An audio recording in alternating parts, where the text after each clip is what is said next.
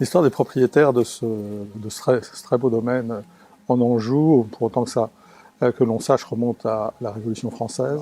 On a ici un terroir qui est exceptionnel, qui est situé dans ce qu'on appelle l'Anjou blanc, qui est un terroir de tuffeau, qui est une pierre très blanche, très claire, qui a donné lieu d'ailleurs à la création de caves troglodytes qui ont servi de chais pendant une longue période. En fait, on a deux appellations. L'appellation sur les rouges, donc le Saumur puis Notre-Dame, et puis on a une autre appellation qui est le Saumur blanc. La transition bio a été faite à partir de 2012, on est certifié depuis 2016. C'est un critère de choix à notre achat. On a des essais en biodynamie également, avec un objectif de respect de l'environnement et de ramener un écosystème très vivant. Notre fille nous a rejoint, donc on a ce côté familial. Et puis on a embauché avec Corentin, qui est le responsable production, qui est un jeune talentueux. Donc en fait, on est 7 à travailler sur ce domaine.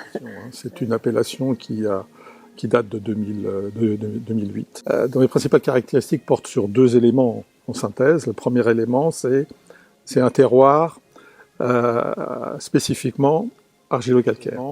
Un terroir argilo-calcaire qui va donner de la profondeur à la vigne, qui va donner de la vigueur, qui va donner de la richesse. Et puis le deuxième point important également, c'est des rendements plafonnés à 50 hecto-l'hectare, avec comme objectif de donner des vins plus riches, avec plus de caractère, plus de puissance. Nous élevons nos vins soit dans des cuves, soit dans des fûts de chai. Et qui est un chai assez extraordinaire, parce qu'en fait, il est développé avec des cuves béton, en fait. Et puis, dans les caves troglodytes, là, on élève effectivement plutôt des vins en fût de chêne. Bon, les vendanges sont manuelles pour l'ensemble des parcelles, de manière à éviter le maximum de manipulation. On fait très peu d'interventions sur les vins, et notamment, on ne souffre pratiquement pas. Tout ça, effectivement, donne une qualité de vin avec des vins assez frais, beaucoup tournés sur le fruit blanc, la fleur blanche, beaucoup tournés sur le fruit rouge, la fraîcheur également des saumures